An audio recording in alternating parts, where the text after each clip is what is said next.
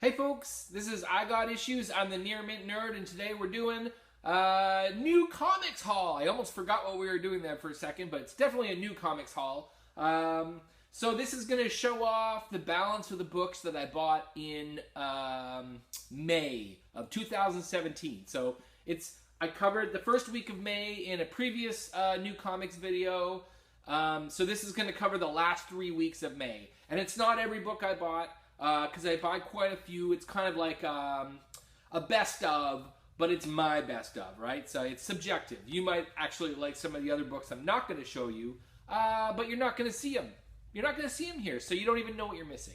Anyways, I'm wasting a lot of your time, and I don't want to do that. So we're going to jump to the comics. I just want to thank you guys. I know I haven't put out a lot of videos lately. The summer season and work season, for me, being in the television industry, just kind of like slows everything down, you know? It's like hard to be motivated in the beautiful dog days of summer, which we're not even at yet because it's still kind of the rainy season here in Toronto. But guys, I'm going to try to get my act together and get more of these early morning videos done because I know you guys have been clamoring for content. Clamoring. It's true. It's true. There's no other word to describe what you guys have been doing. This is what happens when I have my first cup of coffee and then do a video. Sorry, guys. Okay, so you know what? I'm going to pass you over to my good friend, the Near Mint Nerd. You know, it's still me. I'm the only guy here. Man, I am hyper today. That is not good. Okay, guys, I'm going to pass you over now, okay? Here we go, Near Mint Nerd, and I'm going to see you on the other side.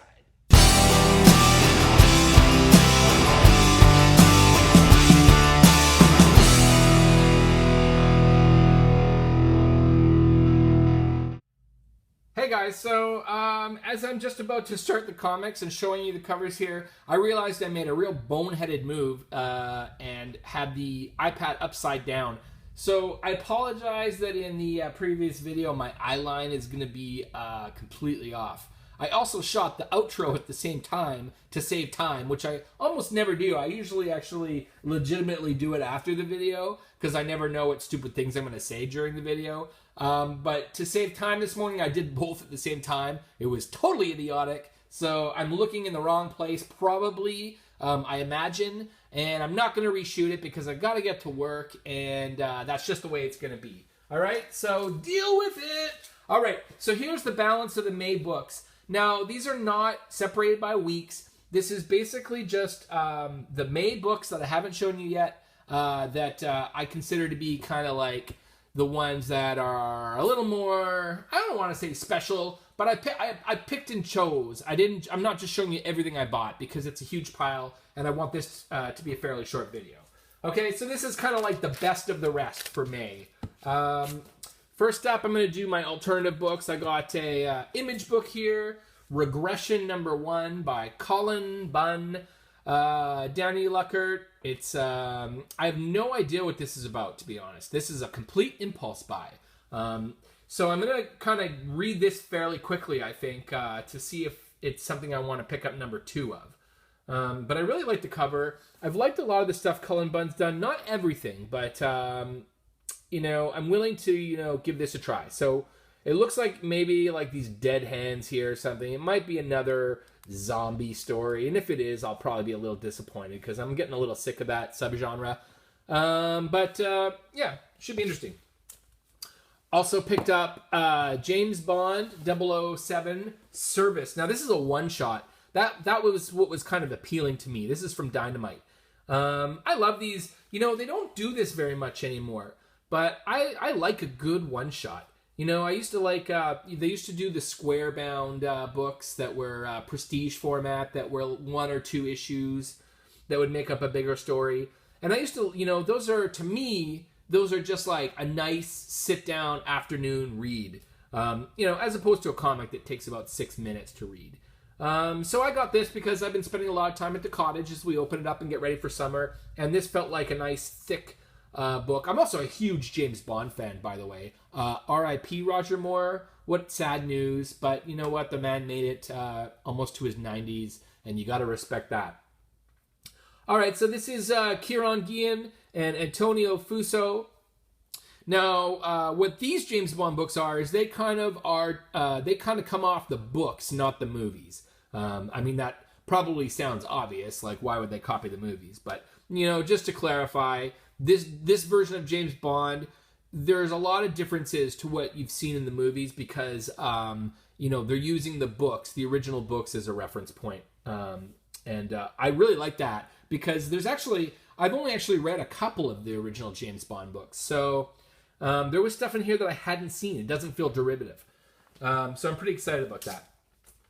Also picked up from Image, Redneck number 2 by Donnie Cates and Lissandro Etherin.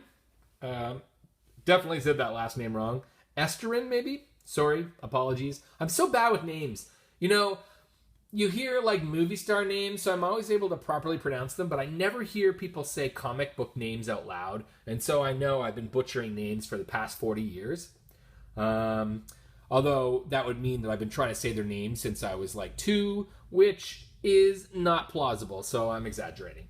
All right, so let's see what else we got here. I actually haven't read one. I don't know what this is about. I think it's about maybe cannibals or vampires or something. You know, maybe that's... Maybe, you know, it's insensitive to look at a title called Redneck and assume it's about cannibals. Because I think I remember now seeing that they had fangs, so I think it's vampires. So apologies to all you rednecks out there. Did not mean that in a bad way at all. What do we got here? I've actually got kind of a redneck myself this weekend because I was at the cottage and I got a little sunburn. So I consider myself one of you. At least until it goes away.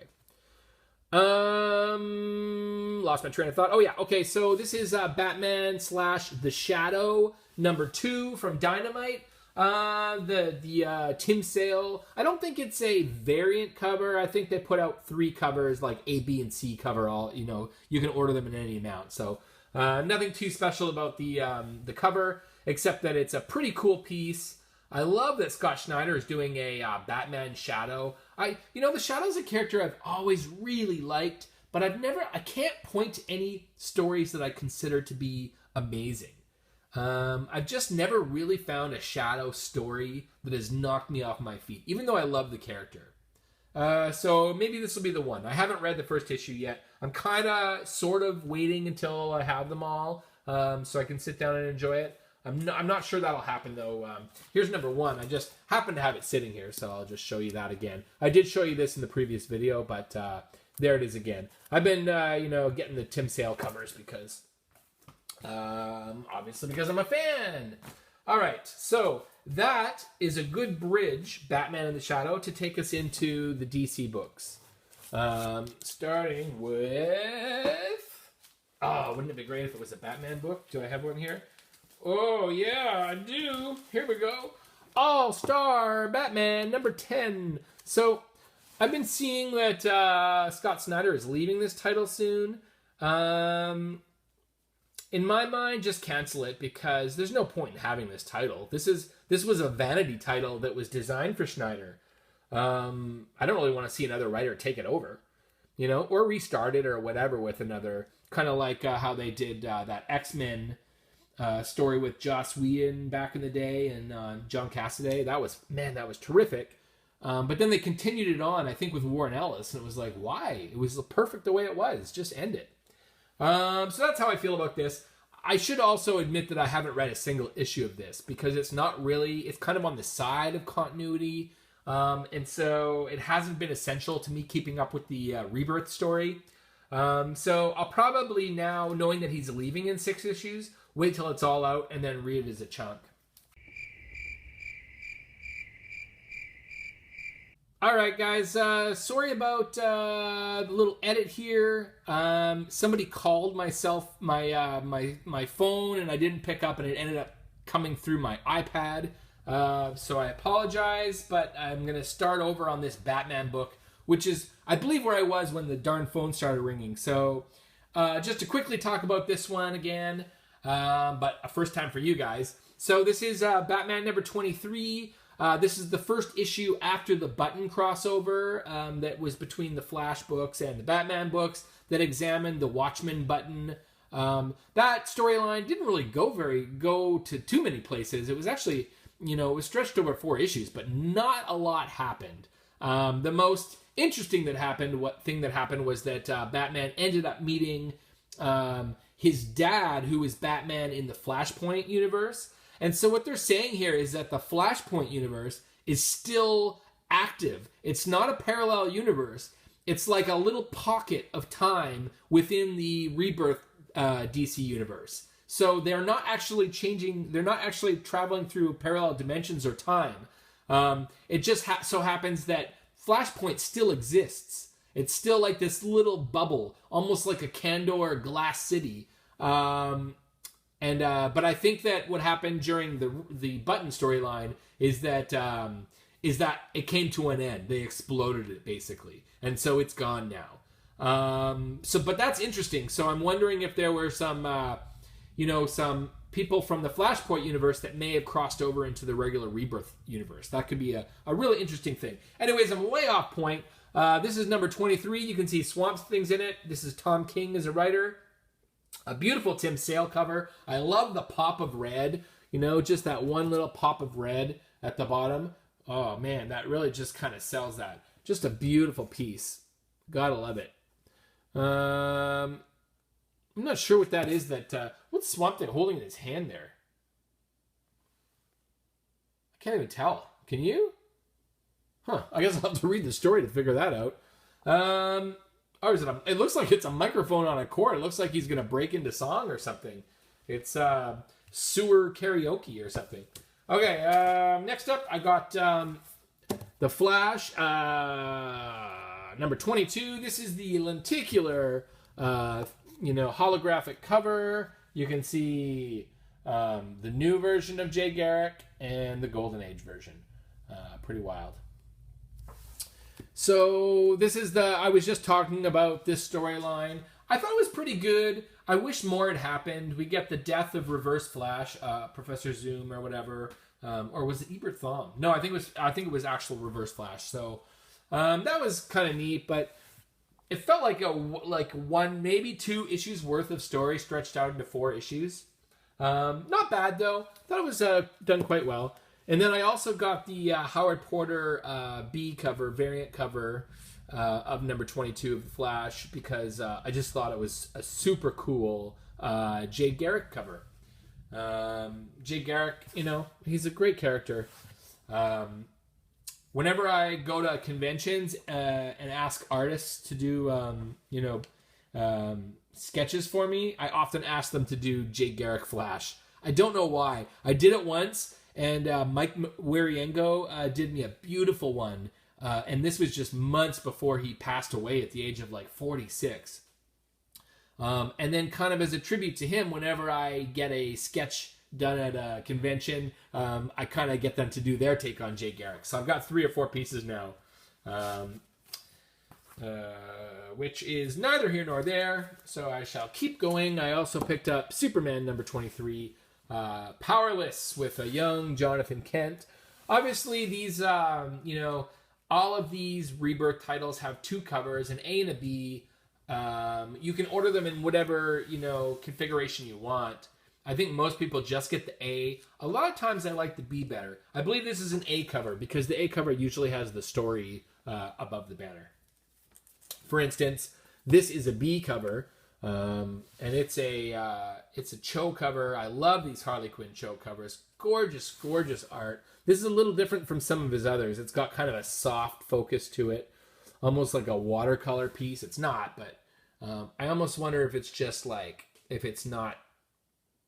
I don't know. I'm not an artist. I don't know how to describe it, but you can tell it's just got kind of a soft feel to it. I really like it though. Very cool cover. I'm really digging these Cho covers. I'm not even a huge Harley Quinn fan, but I find that the artists go out of their way to do really cool Harley Quinn covers. I don't know why. Here we have Bug, The Adventures of Forager. I don't know how long this DC Young Animal line is going to be around.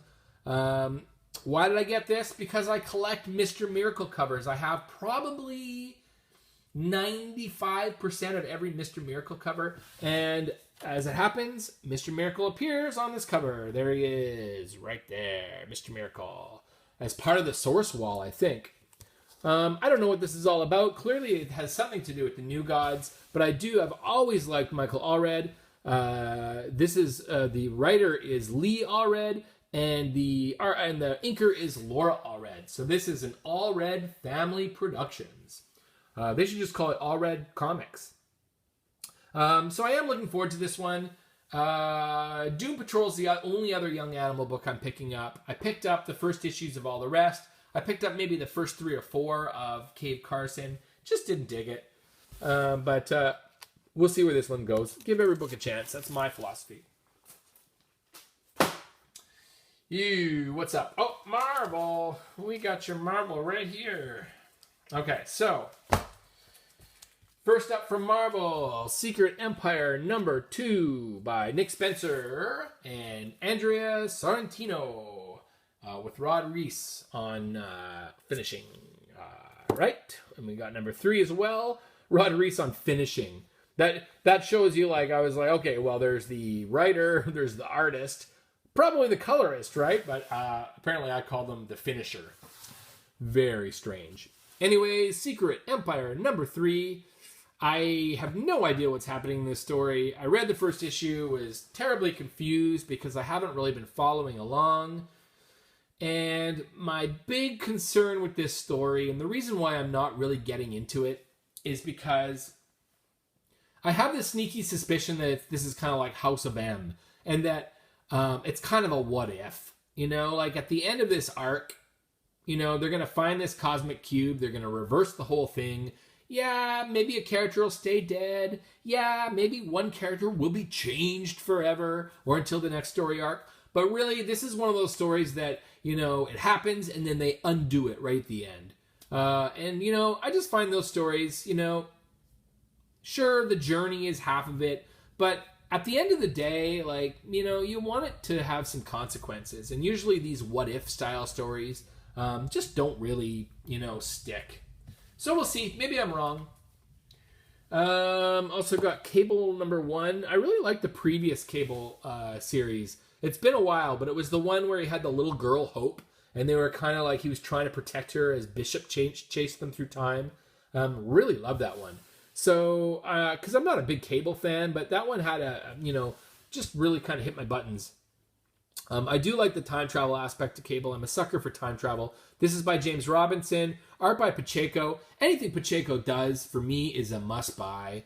Kind of like Rags Morale is that way. Love Rags. Doesn't do enough work. But Carlos Pacheco, oh God, that guy can draw. Here we have Amazing Spider-Man #27 by Slott and Immonen. Love Stuart Immonen. He's one of those guys that I got to do me a Jay Garrick Flash sketch. He also did an amazing Thor sketch for me. I gotta show you my sketches sometime. I don't have many, maybe 8 or so, but man, I have some good ones. You know, Stuart Immonen, that's probably about 15 years ago. He did me a beautiful Thor sketch, full body Thor sketch. It is gorgeous on legal size paper, so a little bigger than normal. Man, it's gorgeous. Anyways, this is an Alex Ross cover. You gotta love that. I don't know, like, really what's going on in this story. There's some Silver Sable's back, apparently. And the Goblin's there, but he's not the Goblin. I don't know. I'm gonna have to read a few more issues to figure out what's going on in that one. Also got Venom #150, an oversized 150th issue spectacular. So a lot of the Marvel titles are going back to their legacy numbering, but they said this doesn't count as that. So I'm like, well, is this really the 150th issue of Venom? You know, like, why doesn't it count? Unless they've made up a bunch of, like, unless they're counting, you know, Carnage and Symbiote titles. And they probably are, let's face it, because 150 is a big number, and Venom hasn't been around that long. So, why did I get this? I don't know. I'm not a big Venom fan. Just thought it was kind of a cool cover. It was an oversized story. So I thought I'd give it a chance. Venom actually holds very little interest for me. So we'll see what happens. Next up, Nick Fury #2. I really like the idea of this title. James Robinson again. He's on a tear. He's also doing the Cable series. I'm a big fan of his from his Starman days too. So Nick Fury #2. Really like the simplicity of this, just 2-color cover. Really cool. This is of course the Nick Fury's son. The Nick Fury. Did he come out? Did he come? No. I'm thinking, is this the Ultimates Nick Fury from the other universe? But it's not. I think his son, who just strangely looks like Samuel Jackson, is just kind of like from our universe. Because isn't Nick Fury the Watcher now? I don't even know, man. I can't keep track. I'm going to read it, though. I really like the first one. The first issue was really cool in the way it told the story. I hope they keep up that interesting storytelling aspect. I'll let you know how it is. Luke Cage #1. I've never been a huge Luke Cage fan. Mostly read it when he was teamed up with Danny Rand, Iron Fist, as Heroes for Hire, or Luke Cage, or Power Man and Iron Fist from the late 70s, 80s. Really dug that title. So I always give Luke Cage a chance, though. Give old Luke Cage a chance. Maybe this is the one. All right. And finally, just kind of a collection of the Star Wars titles that have come out over the last little while. I do get all the Star Wars books generally, except for that anything that has to do with the prequels, and that includes Darth Maul. Do not care for that stuff. Poe Dameron, #15. I have every issue. Charles Soule, I have not read a single one. Shameful, I know. I really want to. I haven't had a lot of time lately, so I got to get on that. Phil Noto cover, really nice. What else? Also got... So I got Star Wars 31, but I didn't get the regular cover. I got the Bespin Fatigues cover. So this is the variant edition of 31, the toy cover. Like these toy covers. And I also got, as per the deal I have with my comic shop, the 40th anniversary cover, which is really beautiful. I really dig Kevin Nolan, man. He is such a great cover artist. Great interior artist, too. But lately, he has been killing it with covers. He does the covers for the Green Lantern books sometimes, and they are just absolutely gorgeous.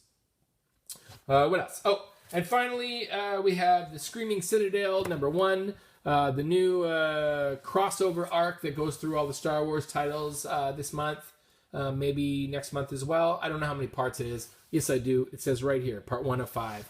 Screaming Citadel. I also got a variant edition. I don't usually buy both issues, but in this case, I bought them on separate weeks, and so there was a bit of a mix-up, and I came home with both, and I don't particularly regret it, because this is a pretty darn good cover. Guys, that's it. That's the balance of my May books. Sorry there were some glitches. Sorry I was a little over-caffeinated, a little crazy today. But, I'm just enthusiastic about getting you guys more content, more videos. Hope you enjoyed it. I'm going to pass you back over to the Near Mint Nerd. Have a nice day, guys. Goodbye, and thanks for all the fish. That's it, guys. That's May. That's the end of May. We're into June now. I'm going to have some more videos coming this week. I actually have the next 2 weeks off of work. So I'm in a contract, and I get a 2-week hiatus before I go back. So you're probably going to get a video or 2 over the next couple of weeks. But don't quote me on that. I don't want to be quoted, but probably. Anyways, I hope you enjoyed today's video. I'm really kind of thrilled with the comics that have been coming out. I joined a new comic service. You're going to start to see in my new comic videos some more oddball stuff, because my comic shop, they really only get Marvel, DC, a few Image books, maybe a few Dynamite books, the odd Boom book. They don't deep dive into some of the other publishers, and I just don't have time to keep up with all that. I don't get to read previews very often.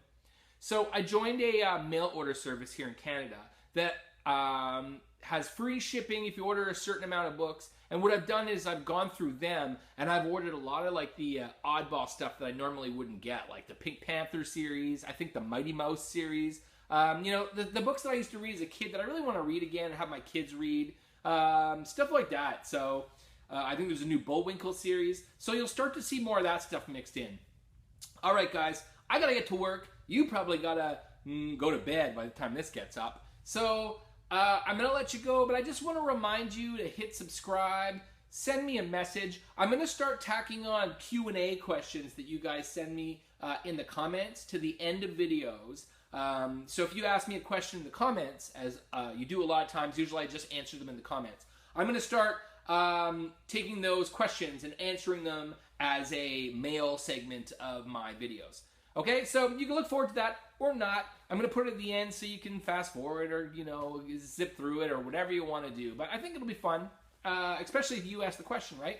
Okay, guys, hit subscribe. And then once you hit subscribe, hit the little bell. Like I'm a little butler.